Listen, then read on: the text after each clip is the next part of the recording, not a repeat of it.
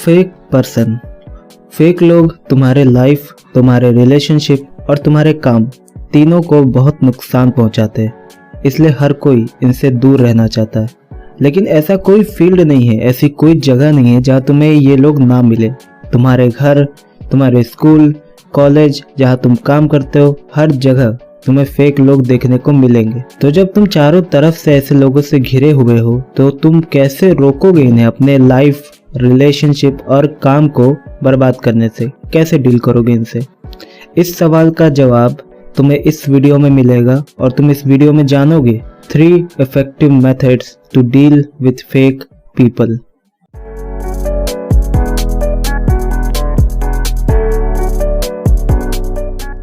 Method number 1, identify them.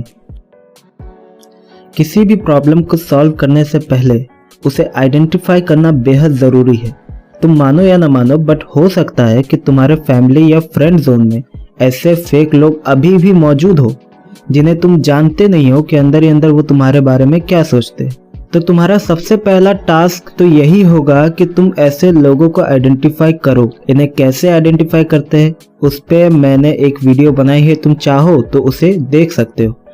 But अगर तुम पहले से जानते हो कि तुम्हारे आसपास कौन फेक लोग हैं, तो अब तुम्हें नेक्स्ट मेथड को अप्लाई करने की ज़रूरत है। तुमने फर्स्ट मेथड को सक्सेसफुली अप्लाई कर लिया है।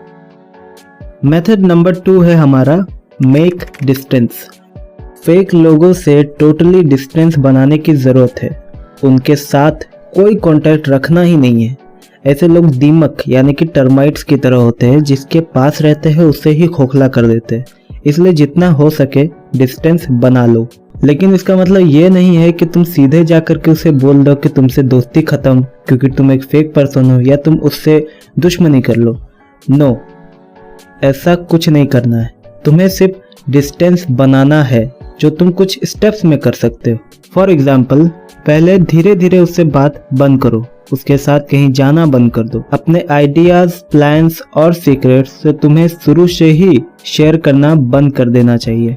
और जब तुम ये सब करोगे तो अपने आप धीरे धीरे जब वो फेक पर्सन वो काम नहीं कर पाएगा जो वो करना चाहता है, तो वो अपने आप तुमसे बात करना बंद कर देगा।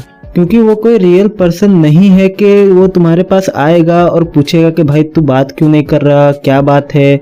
ऐसा कुछ नहीं होगा। वो एक फेक पर्सन है।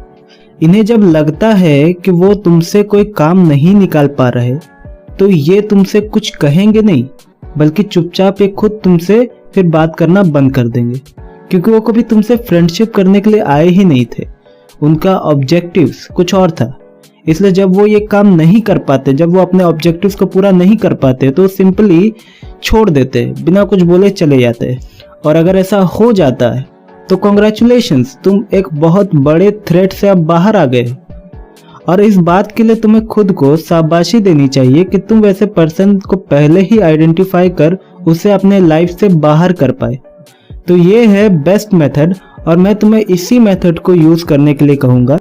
बट हर बार ऐसा करना पॉसिबल नहीं होता है कि तुम कंप्लीटली डिस्टेंस बना लो। जैसे कि अगर सामने वाला पर्सन एक रिलेटिव है तुम्हारा, तो तुम कैसे उससे डिस्टेंस बनाओगे? उनसे तो तुम्हें एंगेज करना पड़ेगा। तो ऐसे सिचुएशन में तुम मेथड 2 के बदले नेक्स्ट मेथड को यूज करना, जो कि है हमारा मेथड 3, मेक बाउंड्रीज। तुम्हें बाउंड्रीज बनानी होगी, सामने वाले पर्सन के लिए नहीं बल्कि खुद के लिए। तुम्हें ये डिसाइड करना होगा कि तुम क्या उस पर्सन के साथ शेयर करोगे और क्या शेयर नहीं करोगे।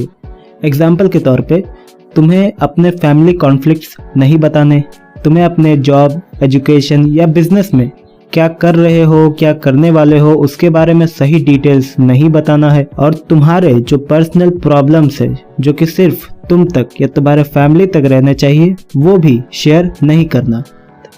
ये सारी मैंने तुम्हें बेसिक चीजें बताई जिनका तुम्हें ध्यान रखना है। इसके अलावा तुम अपने सिचुएशन के अकॉर्डिंग बाउंड्रीज क्रिएट कर सकते हो। और अगर इस मेथड को सिंपल वर्ड में कहूँ तो रिलेशनशिप मेंटेन करो, बट अपने लिए बाउंड्रीज डिफाइंड होनी चाहिए। तो अगर तुम इस वीडियो को अभी तक देख रहे हो तो इसका मतलब तुम फेक पर्सन को एक रियल थ्रेट की तरह देखते हो और इस वीडियो को तुम सीरियसली देख रहे हो। इसलिए तुम्हें मैं एक और बोनस मेथड बताऊंगा जो कि मेथड से ज़्यादा एक तरह का टिप है। बोनस मेथड 4, गजनी नहीं बनना। आमिर खान की एक फिल्म है गजनी, जिसमें वो हर थोड़े घंटों में सब कुछ भूल जाता है। और ये बात मैं तुम्हें क्यों बता रहा हूँ, क्योंकि कुछ लोग भूल जाते हैं कि सामने वाला पर्सन एक फेक पर्सन है। मोस्ट प्रोबेबली जब तुम मेथड 3 को फॉलो कर रहे हो, क्योंकि मेथड 2 में तो तुम्हें कंप्लीटली डिस्टेंस बनाना था, बट मेथड 3 में क्या होता है कि तुम्हें एंगेज भी करना पड़ता है और साथ में बाउंड्रीज डिसाइड करनी पड़ती है। तो ऐसे में इंटरेक्शंस तो होते रहते हैं और इन्हीं इंटरेक्शन के दौरान कई बार हम भूल जाते हैं कि सामने वाला पर्सन कौन है। वो कभी बहुत अच्छे से बिहेव करता है, बात करता है, तो फ्लो में आप भी कुछ ऐसा बोल देते हैं या कुछ ऐसा कर देते हैं जिसे ना करने की आपने बाउंड्रीज डिसाइड की थी। शायद तुम मेरे बात से रिलेट कर पाओ। होता है कभी कभी, शायद तुमने भी नोटिस किया होगा कि जब तुम बातचीत कर रहे होते हो और उसमें तुम फ्लो में कुछ ऐसी बातें बोल देते हो और बाद में आकर के तुम्हें ये रियलाइज होता है कि यार ये बताना नहीं चाहिए था मुझे, मैंने गलती से क्यों बोल दिया। तो इसीलिए हमेशा याद रखना कि सामने वाला पर्सन एक फेक पर्सन है और तुमने कुछ बाउंड्रीज डिसाइड की है और उसको माइंड में हमेशा याद रखना। तो ये तो थे वो 4 इफेक्टिव मेथड्स, बट इन सबको जानने के बाद तुम्हारे माइंड में क्या ये सवाल नहीं आता कि आखिर ये फेक लोग ऐसा करते क्यों हैं? क्या इनके पास कोई काम नहीं है करने को कि वो आपके पीछे ही पड़े रहते हैं? आखिर इनका मकसद क्या होता है? इनका माइंडसेट क्या होता है? Well, it's a topic for another video, and thanks for watching Fabulous.